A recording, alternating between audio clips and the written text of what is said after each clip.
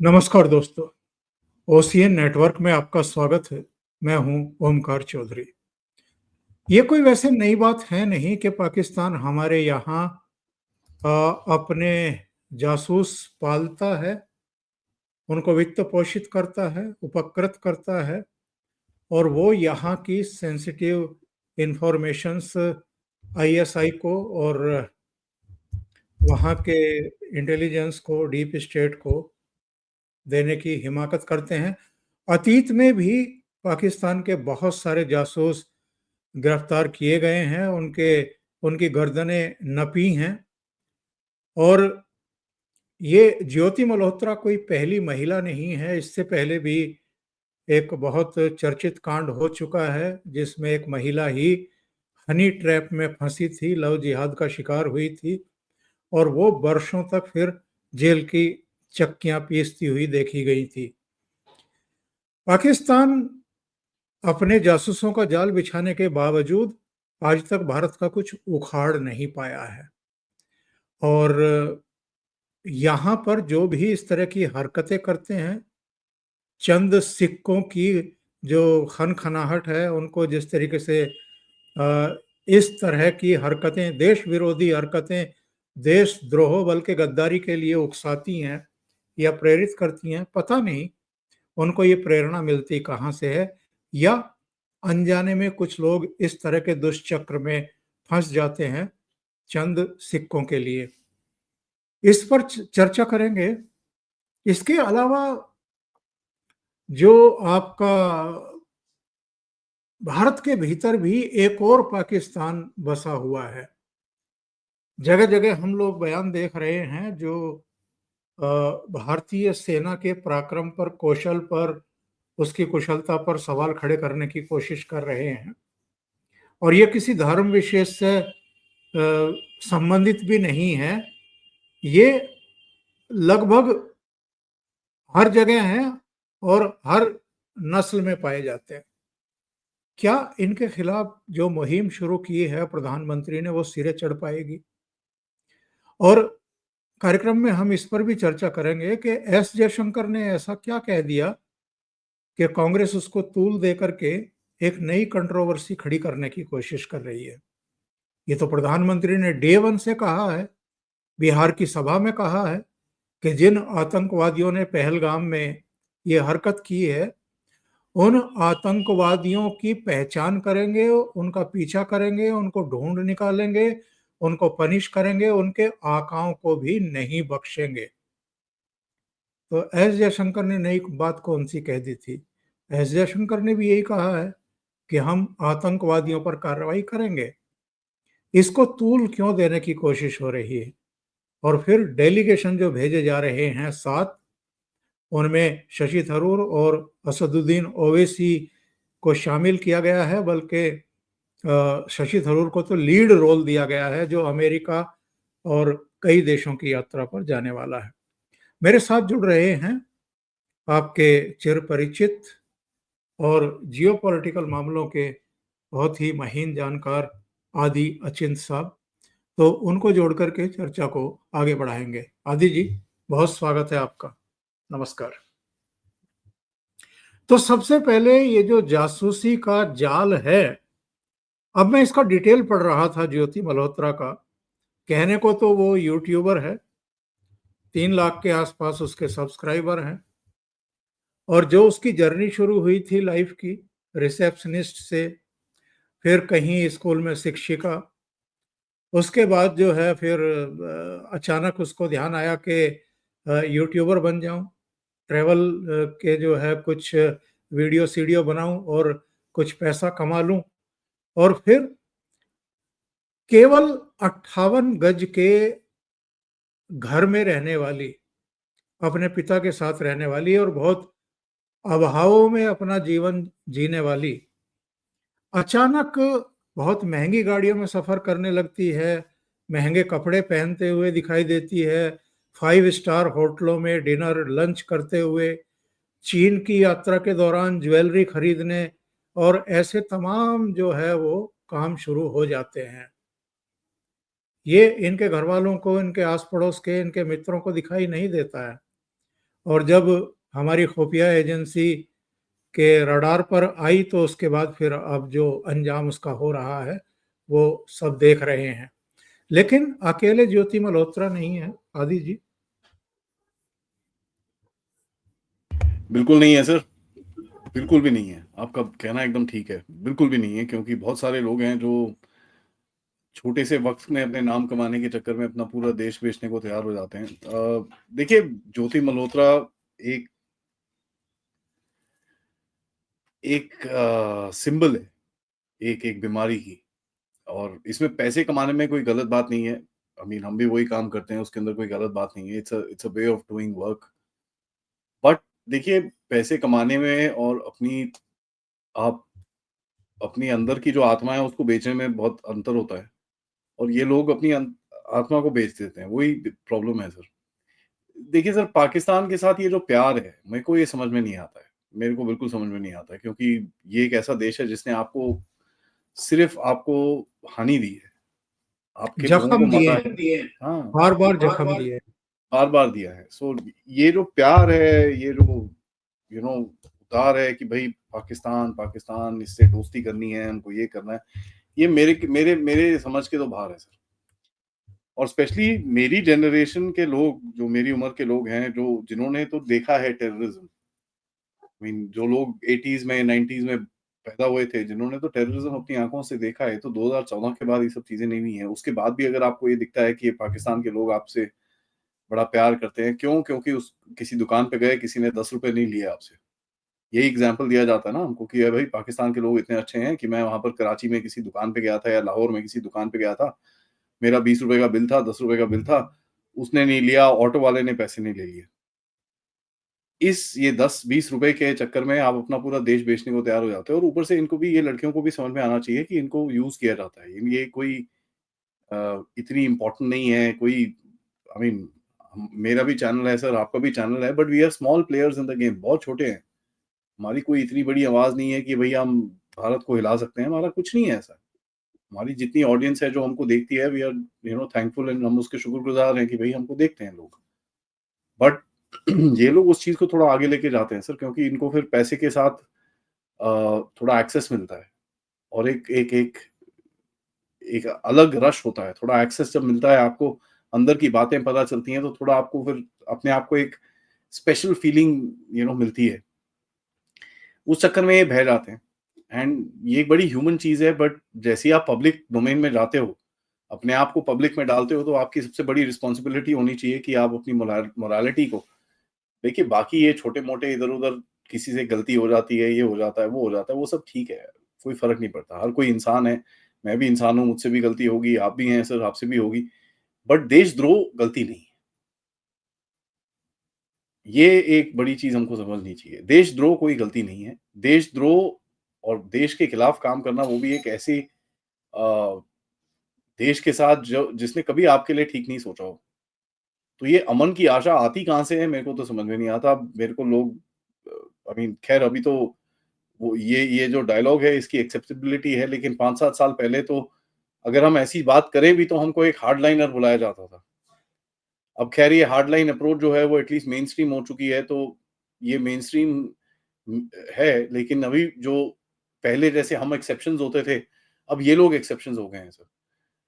ये बीमारी है सर, इसका इलाज तो मुझे पता नहीं क्या है, बट मेरे हिसाब से इन ऐसे लोगों के ऊपर पूरी इन्वेस्टिगेशन होनी चाहिए।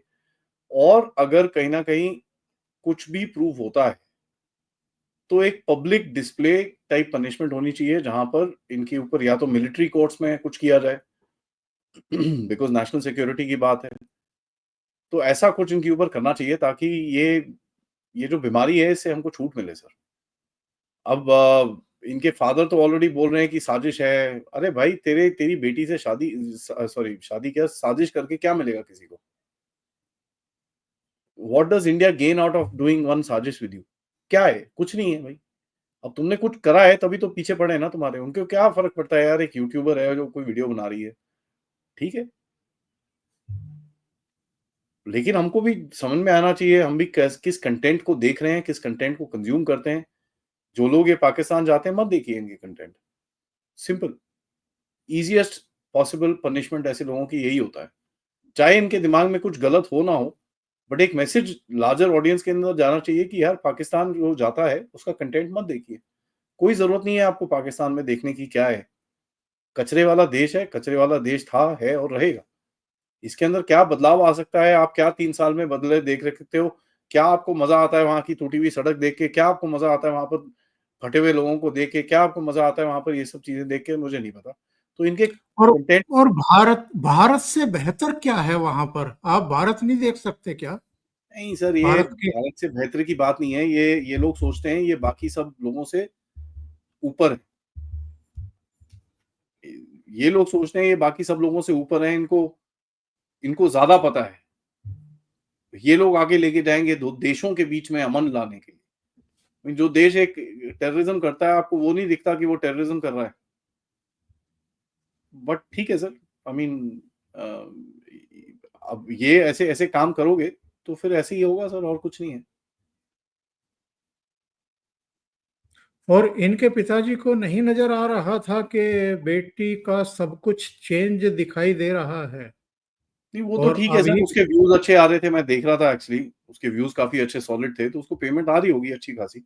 एंड ऑब्वियसली अगर उसको इतने पैसे भी दूसरी तरफ से भी मिल रहे हैं, तो फिर तो ऑब्वियसली उसकी लाइफ़स्टाइल बढ़ेगी सर। पर 5 स्टार में जाकर के और चीन में जाकर के ज्वेलरी खरीदना, महंगी-महंगी गाड़ियों में आप आपके अगर 3 लाख सब्सक्राइबर हैं भी, तो सवाल ये है कि हमें और आपको तो आइडिया है ना कि कितना आ रहा होगा। हाँ, इतना नहीं है कि आप ये सब अफ़ोर्ड कर सकें सर, बट वही है ना, आई मीन ये जो हो जाता है बाहर और इन लोगों को तो स्पॉन्सर भी किया जाता है कि आइए आप यहाँ पर फ़ोटो खींचिए, स्पेशली लड़कियों के साथ तो ये सब कुछ होता है और ये फँस जाती हैं सर उस उन उन चक्करों के अंदर। आप देखिए आजकल जो जिस तरह से इंस्टाग्राम पे हर कोई एक इन्फ्लुएंसर बना हुआ है। आई मीन बस डांस करो या किसी गाने के ऊपर इन्फ्लुएंसर बन जाओ, 2-3 मिलियन इनके सब्सक्राइबर होते हैं, रोज़ इनकी रीलें देखी जाती हैं। कहीं न कहीं सोचना पड़ेगा सर हमारी जनरेशन को कि यार क्या कर रहे हैं हम लोग? हमारे जो छोटे हैं, क्या कर रहे हैं हम लोग? किस किस डायरेक्शन में जा रहे हैं? ये चीज़ कोई मायने नहीं रखती। सोशल मीडिया प्रेज़ेंस कोई आई मीन इतना वो नहीं है कि मैं ये बोल रहा हूँ सर जिसकी अपनी सोशल मीडिया प्रेज़ेंस है, ठीक है? मेरे करीब 5 लाख सब्सक्राइबर हैं। मेरे पास ट्विटर काफ़ी मेरा स्ट्रॉन्ग है, इंस्टाग्राम स्ट्रॉन्ग है। बट कोई क्या मायने रखता है सर ये? आई मीन हाँ, ठीक है हमको थोड़ा लोग प्रेज़ करते हैं, हमारे से बातें करते हैं, हमारी बातें सुनते हैं, that's it. It doesn't make me a better person और इट डज़न्ट मेक मी कि भई मैं तो अभी देश हिला सकता हूँ, मैं इलेक्शन लड़ूँगा तो मेरे को जिता देंगे लोग। मेरे को 5 वोट नहीं मिलेंगे सर कहीं पे। ये लोगों को समझना चाहिए। तो ये लोग ना सर अपने एक हद से बाहर निकल जाते हैं and it's a sad scenario sir क्योंकि ये यंग बच्चे हैं, बह गए हैं एंड अभी they will pay the I mean highest price. चलिए ये तो यंग बच्चे हैं। अभी मैं देख रहा था सोनीपत में कोई अशोका यूनिवर्सिटी है, हाँ, वहाँ हाँ, का हाँ। एक प्रोफेसर है। उस प्रोफेसर ने ऑपरेशन सिंदूर पर मार तमाम बकवास की है। उसको अभी गिरफ्तार कर लिया गया है। वहाँ पर जो महिला आयोग की अध्यक्ष है रेणु भाटिया, वो पहुंची थी। ये प्रोफेसर गायब, और प्रोफेसर ही गायब नहीं, बल्कि वहाँ की एसीपी भी गायब और एसएचओ भी गायब। तो ये सब चीजें जो हैं, क्या हमें दर्शाती हैं? और ये जो भारत के भीतर एक पाकिस्तान लगातार बना हुआ है, मैं पनप रहा है शब्द का इस्तेमाल नहीं करूंगा, ये लगातार बना हुआ है और ये स्ट्रांग भी होता जा रहा है। ये तो बहुत छोटी बात है जो अशोका यूनिवर्सिटी के प्रोफेसर ने किया है। ऐसे ऐसे लोग हैं, ऐसी ऐसी हिमाकत करते हैं, दुस्साहस करते हैं कि खुले आम टेलीविजन चैनलों पर बैठ करके हमारी सेना को गलत बताने की कोशिश करते हैं, हमारी सरकार को गालियां देते हैं एक तरीके से, और पाकिस्तान का बचाव करने की कोशिश करते हैं। सर देखिए ये पाकिस्तान का बचाव नहीं कर रहे सर, ये एक तरह से अपने आप को अलग दिखाते हैं। इनके लिए कोई भी चीज़ जो आज मोदी जी कर रहे हैं, उसको गलत दिखाने के लिए कोई भी चीज़ ठीक ठीक है। आप देखिए सर किस तरह से चीज़ों को ट्विस्ट किया जाता है इस देश के अंदर और कोई भी चीज़ जायज़ है।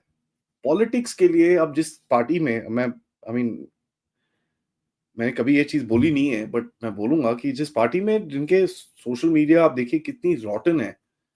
अ, एक हैंडल्स देखिए किस तरह के पॉलिटिकल ट्वीट्स करते हैं सर आजकल। आई मीन एक पार्टी की प्रवक्ता ने तो एक एमपी के पोटेंशियल एमपी का एक फोटो लगा के पूछ लिया भाई इसका रेट क्या है? तो सर इनके लिए कोई लिमिट नहीं है और ये बोलते हैं ना इंसानियत की हदें पार कर चुके हैं लोग। ये इंसानों की तरह सोचते नहीं है, इंसान दिखते हैं, इंसान है भी बट ये सोचते नहीं है उस तरह से।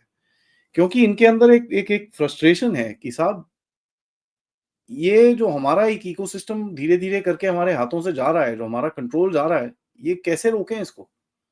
और सबसे बड़ी चीज़ इसके अंदर मुझे ये दिखती है सर कि जो देश को ये हानि पहुँचाते हैं, उसके बारे में कोई नहीं सोच रहा। जिस देश के अंदर आप जाके लोगों से आप इलेक्शन में वोट माँग रहे हो, जिस देश के लोगों से आप बात करते हो, जिस देश में रहते हो, उसी को ये हानि पहुँचा रहे हो। तो पॉलिटिक्स अपनी जगह पे होनी चाहिए सर, ये थोड़ा अभी क्या बोलें इन ऐसे लोगों को? आई मीन कितना अब देखिए सर मैं एक और चीज़ बताता हूँ आपको एंड ये अब वो कर्नल सोफिया कुरैशी पे एक बीजेपी के एमपी ने स्टेटमेंट दे दिया। ऐसे लोगों को मतलब लित्तड़ पड़ने चाहिए सर और कुछ नहीं है। और मैं इसमें पार्टी लाइन्स की बात ही नहीं करूँगा। जो मर्ज़ी हो ऐसे कोई बकवास करे उसको उठा के वहीं का वहीं उसकी पनिशमेंट होनी चाहिए। नहीं, क्योंकि उसको ये शेक किया जाना चाहिए था, मंत्री पद से हटा दिया जाना चाहिए था उसको उसी समय। Absolutely he needs to be removed, he needs to be banned from elections उसको उसकी शक्ल नहीं दिखनी चाहिए दुनिया के अंदर कभी। एंड ये चीज़ बड़ी क्लियर होनी चाहिए सर देश के अंदर। अगर आप ये एग्ज़ाम्पल सेट करेंगे, तो ये फिर दूसरों वालों के साथ कुछ होगा। अभी तो सर खुले में है।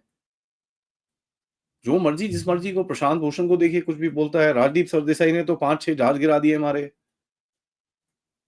अब ठीक है, फ्री प्रेस बढ़िया है, बट नेशनल सिक्योरिटी के टाइम फ्रीडम ऑफ स्पीच नहीं होती है। ये चीज़ थोड़ी हमको अकल आनी चाहिए। नहीं सर, ये लोग नहीं सीखेंगे। और इनको आप देखिए लोग बोलते हैं मोदी जी इन पे एक्शन क्यों नहीं ले रहे हैं, इनको जेल में डालो। अरे साहब ये एक वो बाल की तरह है, नाखून की तरह है ये। एक एक लेयर को काटोगे दूसरी लेयर उग जाएगी।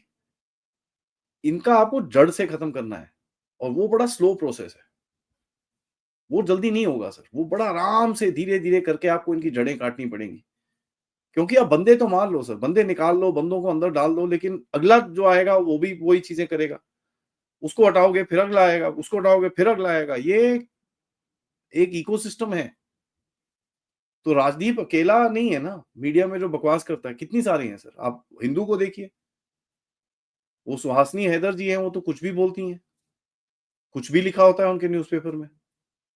उन्होंने तो एक न्यूज़पेपर आर्टिकल में ये भी डाल दिया कि पाकिस्तान ने हमारे बेसों पे हमला कर दिया और हमारे बेसों पे लग भी गई। एक जगह पे एक तिनका कहीं पे एक स्क्रैच दिखा दें हमको तो मान जाएँ, बट न्यूज़पेपर में प्रिंटेड है। तो ये तो सर यही हाल है। ये प्रॉब्लम है और ये कांस्टेंट प्रॉब्लम रहेगी जब तक आप इनकी जड़ें नहीं काटेंगे। बंदों को हटाना, एक न्यूज़पेपर को बंद करना, ठीक है आप बंद कर दीजिए, उसमें कुछ नहीं मिलेगा आपको क्योंकि कहीं और से शुरू होगा ये। अभी डेलीगेशन को लेकर के बकवासबाजी शुरू हुई है। संजय राउत कह रहा है कि ये तो ऑपरेशन सिंदूर के नाम पर टूरिज्म शुरू कर दिया है मोदी सरकार ने। सर ये इनको समझ में नहीं आया है। ये बहुत गंदी गेम खेली है मोदी साहब ने। बहुत गंदी। ठीक है? इससे 2-3 चीज़ें होंगी सर। मैंने अपने शो में भी इसके बारे में कुछ चीज़ बोली थी कि भाई देखिए आप इसको थोड़ा-सा एक ना अ, एक पेपर पे 4 कोने बनाइए सर, ठीक है? जिसके अंदर मोदी साहब के लिए जो ऑपोज़िशन है, वो होती है। पेपर पे 4 कोने हो गए। एक कोने के अंदर हो गया आपके यूपी बिहार की पॉलिटिक्स सर। अब वो यूपी बिहार की पॉलिटिक्स कौन-सी है, वो आपकी जो आपके लालू यादव हैं, जो आपके ये समाजवादी पार्टी है, इनकी पूरी पॉलिटिक्स जो है। दूसरी जगह पे सर होता है, जो कांग्रेस पार्टी है, जो इंडिया अलायंस और ये सब चलाती है। कांग्रेस हो गई, आप हो गई, ये हो गई, वो हो गई। और आप इस टाइम पे थोड़ा-सा वो पहले खाने में आ जाती है। फिर है साउथ इंडियन पॉलिटिक्स की एक है, ठीक है, जो सब बहुत आवाज़ उठाती है, और एक वेस्ट इंडियन पॉलिटिक्स है, जहाँ पर उद्धव ठाकरे और ये लोग, संजय राउत जैसे आपने मेंशन करा, ये काफ़ी आवाज़ उठाते हैं। अब इन चारों खानों में से जो यूपी बिहार के पॉलिटिशियंस हैं, उसमें तो इतना कुछ बनेगा नहीं, तो वो तो खाना छोड़ दीजिए आप। कांग्रेस में से एक को निकाल दिया आपने, वहां पर बोलने की कैपेसिटी बंद। डीएमके में से एक को निकाल दिया, वहां बोलने की कैपेसिटी बंद। उद्धव ठाकरे फैक्शन में से प्रियंका चतुर्वेदी, जो सबसे ज्यादा चूचनाएं करती थी, उसको उठा लिया आपने, यहां पर बोलने की कैपेसिटी बंद। तो क्या संजय राउत आज ये बोल रहे हैं कि प्रियंका चतुर्वेदी को नहीं ज्वाइन करना चाहिए? तो ये एक फ्रस्ट्रेशन दिखाता है आपको। और वहां से दो और ले लिए। एक तो श्रीकांत शिंदे को ले लिया, जो हाँ, deputy chief minister Eknath Shinde का बेटा है, और दूसरे शरद पवार की बेटी को ले लिया। वही है ना सर। तो ये एक this is a very interesting political decision, क्योंकि आप अंदर अंदर पे जो बकवास करने की इनकी कैपेबिलिटी है, आपने उसको बंद कर दिया। और शशि तो थरूर, राहुल अब वही गांधी है की दुकान बंद। तो वही है ना सर, अब क्या बोलोगे आप? आपकी पार्टी का बंदा अब जाके गवर्नमेंट को सपोर्ट कर रहा है, तो आप क्या बोलोगे अंदर फिर? क्योंकि गवर्नमेंट के पास रेडीमेड जवाब है, यार तुम्हारे लोग तो गए थे, अगर आपको नहीं था तो मत भेजते अपने लोगों को। आज तो गवर्नमेंट वो चीज बोल नहीं रही है, तुम्हारे लोग नहीं बोल रही वो, लेकिन कल को बोलेंगे वो लोग,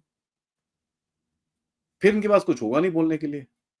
और ऊपर से सबसे सोने पे सुहागा असाउद्दीन ओवैसी को भेज रहे हैं साथ में। ओह गॉड। असदुद्दीन ओवैसी की पॉलिटिक्स को समझना इस समय बहुत मुश्किल है। असदुद्दीन ओवैसी कांग्रेस की जमीन को ग्रैब करने के लिए वो सारे काम कर रहे हैं जो कांग्रेस को करना चाहिए था। अच्छा, जो मुस्लिम हैं और जो उसको सपोर्ट करते हैं वो तो रहेंगे उसके साथ। हिंदुओं में जो राष्ट्रवादी हैं लेकिन वो कांग्रेस को सपोर्ट करते रहे, उनको अब सोचना पड़ेगा कांग्रेस के रुख पर। किस तरफ जाओगे सर? यही तो बोल रहे हैं ना, ये एक पॉलिटिकल डेड एंड डाला है इन लोगों ने। एंड पॉलिटिकल डेड एंड जो डाला है, ये बड़ा इंटरेस्टिंग पॉलिटिकल डेड एंड है, क्योंकि आप फंस गए हो। अब इसका भी तोड़ निकालेंगे, क्योंकि ये लोग शेमलेस हैं सर, कुछ भी बोल के कभी भी कुछ भी किसी तरह से इसको ट्विस्ट करेंगे। वो ठीक है, वो सब चलेगा, लेकिन एक तरह से डेंट तो मारा है ना आपने। और स्पेशली शशि थरूर, जो बड़ा एक सॉफ्ट स्पॉट है, वहां पर आप वो दुखती रग पे थोड़ा सा प्यार सा करके आ रहे हो, तो वहां पर ऑब्वियसली दर्द तो होगी। लोग बोलेंगे यार ये क्या है यार, ये तो अंदर से हमको खेल रहा है। तो और अगर आप देखें, अमित शाह और मोदी की ये आदत रही है, जहां पर वीकनेस दिखती है किसी पॉलिटिकल पार्टी की, फिर उसके पीछे पड़ जाते हैं लोग।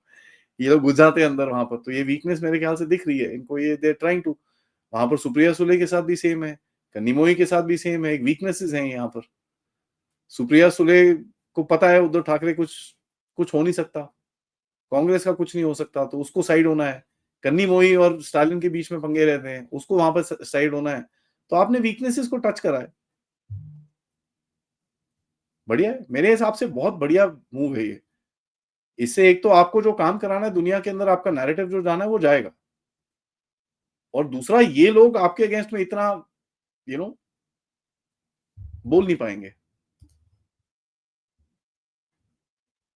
संजय झा को बिहार से लिया है, जो जेडीयू को रिप्रेजेंट करते हैं और भारतीय जनता पार्टी के क्लोज माने जाते हैं। वहां लालू एंड कंपनी की राजनीति खत्म। मैं वही बोल रहा हूँ सर, हर जगह ये लोग डेंट मार रहे हैं, मतलब एक छोटा सा टंग करके वापस आ गए हो आप। तो पॉलिटिकल पर्पस आपने मीट करा है, दुनिया में जो करना है वो मिल गया, लेकिन आपने और भी एक थोड़ा सा अंदर डेंट मार दिया वहां पर, विच इज वेरी इंटरेस्टिंग। क्योंकि इस टाइम पे अगर आप जितने भी जगहों में छेद आप ढूंढ सकते हैं, जितनी जगहों के अंदर अगर आप थोड़ा सा एक बोलते हैं ना गैप ढूंढ सकते हैं, जहां पर आपके बंदे घुस सकें, जहां पर थोड़ा सा प्रोपेगेंडा फैला सकें, तो वो तो बढ़िया है। क्योंकि सर इस टाइम पे देखिए, आपको चाहिए देश थोड़ा स्ट्रांग रहे, वीकनेस नहीं आ सकती इस टाइम पे देश के अंदर। अ, कभी भी कुछ भी हो सकता है। आज जैसे हम बात कर रहे हैं जिस टाइम पे, अभी क्या शुरू हुआ है बॉर्डर में, ना आपको पता है ना हमको पता है, कभी भी कुछ हो सकता है। और पाकिस्तान एक बेवकूफ देश है, तो आपको अपना काम तो वो करना ही है, जहां पर आप अपने दुनिया को बता सकें कि भाई ये पागल है साले ये। तो ये मैसेज लेके आप दुनिया में भेजेंगे सबको इनको, और इनकी पूरी ब्रीफिंग होगी, पूरा बताया जाएगा इनको, नैरेटिव बताया जाएगा, क्या बात करनी है, किससे क्या बोलना है, कहाँ पर क्या चीज़ नहीं बोलनी, कहाँ पर क्या चीज़ एक्स्ट्रा बोलनी है, ये चीज़ पूरी ब्रीफ करके भेजा जाएगा इनको। तो इनके पास पूरा एक, इनको गवर्नमेंट के साथ बड़ा क्लोज़ली काम करना पड़ेगा अगले 1-2 दिन में, पूरी एक ब्रीफिंग लेने के लिए।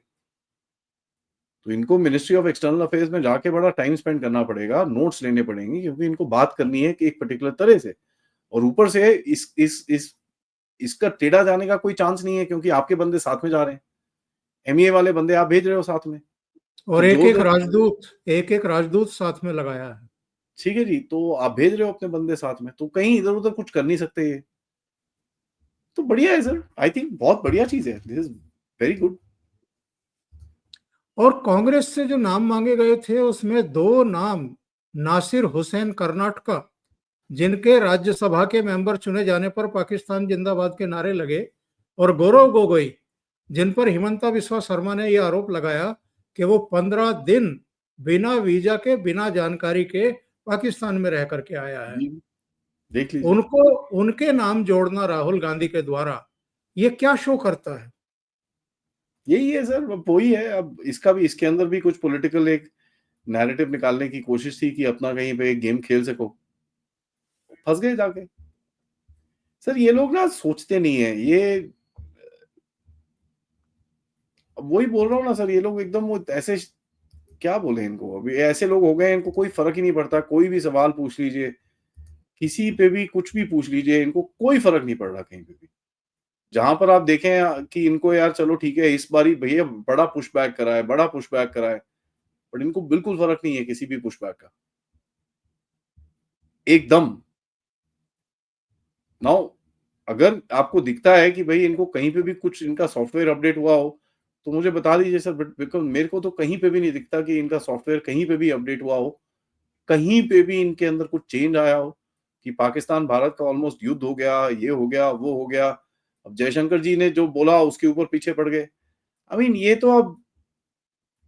तो ऐसी-ऐसी बातें करते हैं सर कि क्या बोलें अब। ये जो जयशंकर जी ने क्या ऐसे कुछ बोल दिया जो ओ जी प्लान लीक कर दिया पूरा। अरे भाई, पाकिस्तान आपके शो में आके मैंने बोला सर ठोकने वाले हैं हम लोग। अभी बस लास्ट स्टेजेस में हैं। आई थिंक हमने 5 तारीख को शो करा था सर, 4 या 5 और तारीख ये को जब मैंने बोला और था ये सर तो आप, ये तो सबको पता था कि भारत सबको ठोकने पता वाला था, है। ठोकने वाला है, उसके अंदर क्या है? पाकिस्तानियों को पता था भैंस के कि वो ठोकेगा आके। और दूसरा चीज़ किस टाइम पे जयशंकर जी ने बोला कि भई कौ हमने मारने से पहले बताया। हमने बोला कि भई शुरू में हमने उनको बता दिया था। ये चीज़ उन्होंने बोला। In the beginning I told them. अब वो बिगिनिंग डज़न्ट मीन कि भई होने से पहले बताया है। कोई इतना बेवकूफ तो कोई भी नहीं है। बट यही है सर, अब इसी के ऊपर ही आप देखिए किस तरह से चीज़ें करी जाती हैं। अभी वो पूरा एक नैरेटिव बना के जी, ओ जी, ये देखो जी, ऐसे देखो जयशंकर ने।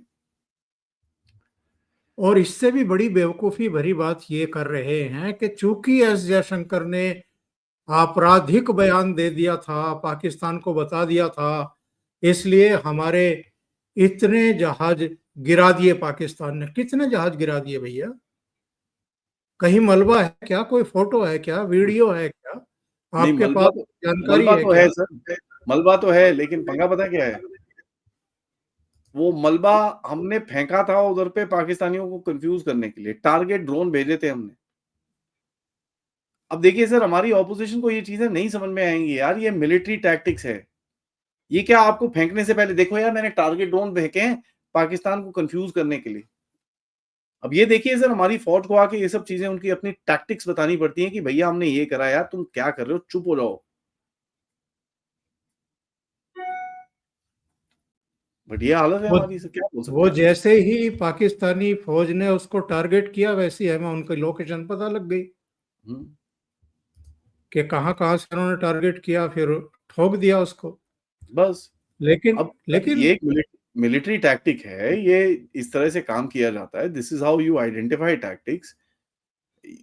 ये तो यार आई मीन अब वो मिलिट्री आके आपको पूरा अपना बैटल प्लान थोड़ी बताएगी कि हम ये कर रहे हैं, और स्पेशली इस टाइम पे एक एक्टिव ऑपरेशन है।